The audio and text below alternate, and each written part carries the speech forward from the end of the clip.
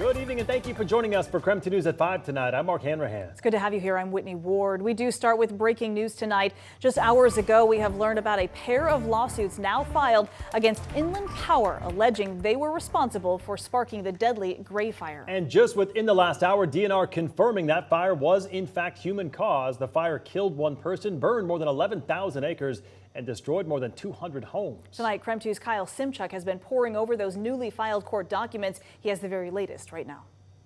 The cause of the Gray Fire is still being investigated, but an 18-page lawsuit filed in Spokane Superior Court points the finger at Inland Power.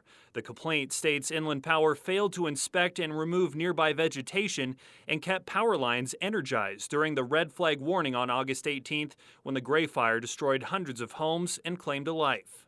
We can't say definitively what caused the fire. What we're saying is, based on all of the indicators, it looks like it was probably caused by power lines, so we need to get more information. Gerald Singleton is a managing partner of the law firm bringing the complaint.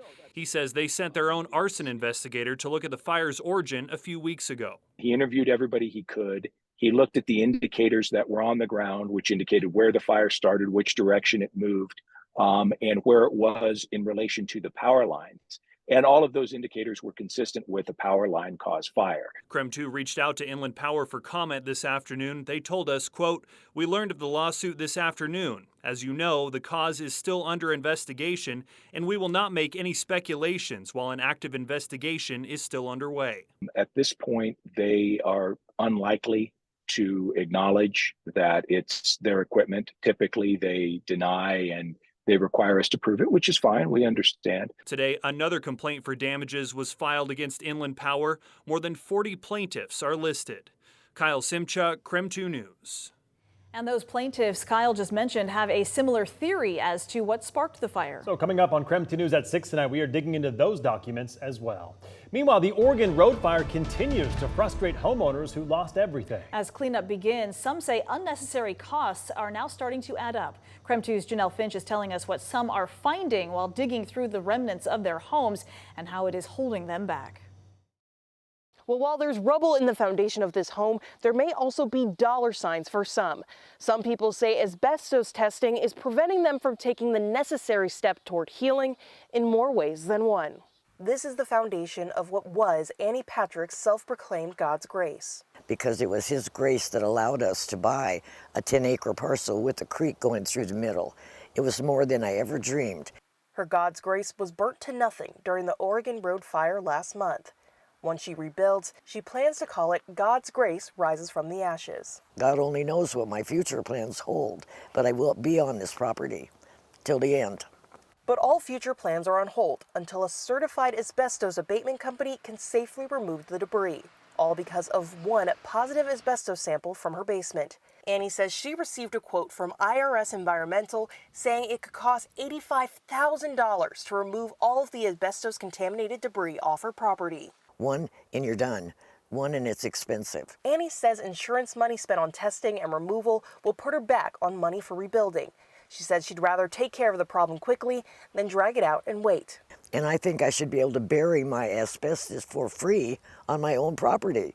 And then easy done. I would have been done within 2 weeks of the fire. While Spokane County Emergency Management hears homeowners' frustrations, Jerry Bozar doesn't recommend burying asbestos. There are other toxins in that, and that will eventually get into the groundwater. So we can't have people doing that. Bozar says the county is working to take some of the burden off fire-affected homeowners. If people do not have the funding to be able to dispose of that properly, that's what we're working on right now, to be able to help people with that process so they don't do things like that. Bozar says the county is working with the state to secure funding for debris management for uninsured homeowners needing to pay for asbestos testing. If funding is available, insured homeowners may also be eligible. Bozar says the money may be secured in as early as the next few weeks. Annie says she's been living in Idaho for the last few weeks since the fire took her home. She says that this weekend, though, she'll be moving back onto her property in an RV, and that's where she'll be spending the winter until she's able to rebuild once again. In Elk, Janelle Finch, KREM 2 News. All right, switching gears, let's talk weather with Chief Meteorologist Jeremy Lagoo. A few days into fall, and it's certainly starting to feel like it. Yes, it is. Jeremy, a lot of rain in the forecast. So what else can you tell us? Well, it's not just rain, it's some cooler temperatures, and I don't think it ends anytime soon. Right now, we sit at 59 degrees. Are we going to get 60? I think we have a decent shot at least kissing it, but yes, we've spent most of our day in the 50s. Not physically, Mark.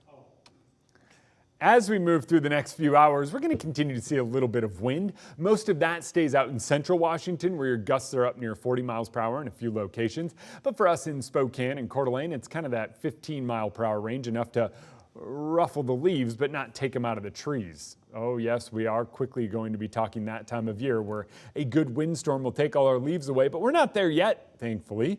We're going to catch a little bit of a break in the action, and wind continues to subside over the course of the next couple of days, even as we get more energy or rain moving through. Rain returns tomorrow, and it continues on and off throughout the day, almost identically in time and amount as to what we saw today, and then it eventually works its way out, and Thursday, Friday look more like scattered showers than steady rain. Tomorrow we top out in the upper 50s, same with Thursday and Friday, so it's a much cooler weather pattern, but by Saturday morning, we might just wake up to temps in the 30s. Oh my goodness. All right, Jeremy, thank you very much. Meantime, happening overnight, Spokane City Council has officially denounced Mayor Nadine Woodward for an August appearance at a Christian nationalist prayer service alongside former state representative Matt Shea. KREM 2's Shannon Mowdy explains what that all means and also has a reaction from the mayor tonight. Shannon? Some members of City Council say they need to publicly stand apart from Mayor Woodward's August appearance with Shea. He's been accused of engaging in domestic terrorism and religious extremism. But today, Woodward told me this will have no bearing on her role as mayor or her re-election bid. For about a month, we've been hearing of plans to censure Mayor Nadine Woodward.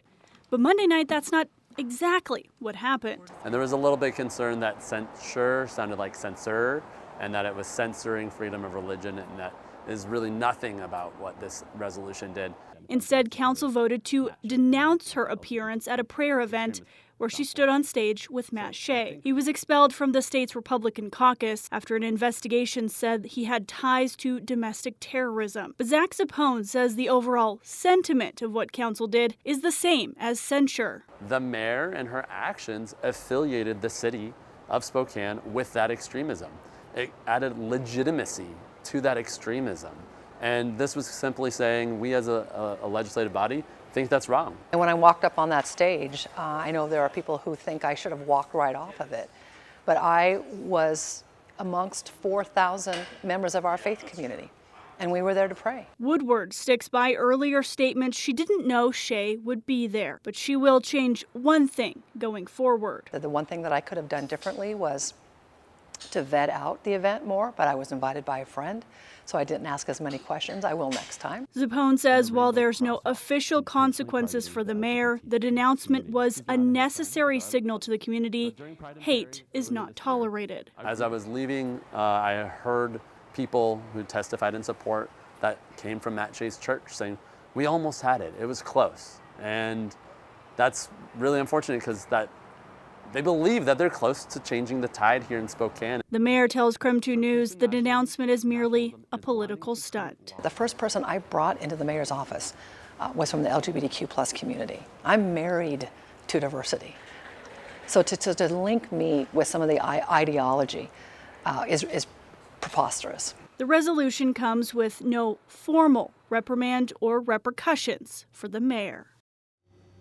3 council members did vote against the resolution. Councilmember Jonathan Bingle, who has been censured before, says council doesn't apply censures equally and called it a nakedly political move. Shannon Mowdy, KREM 2 News. All right, Shannon, thank you very much. Last night, City Council also passed an emergency ordinance regarding when animals can be euthanized. All of that comes after more than a dozen dogs were put down in one day last week at Scraps. The ordinance now states euthanasia is only allowed when a vet determines that an animal is severely sick or suffering. The code also says Scraps cannot euthanize animals due to shelter capacity. That's important because the city contracts with Scraps. They must follow those rules. However, the rules will only apply to dogs impounded within city limits.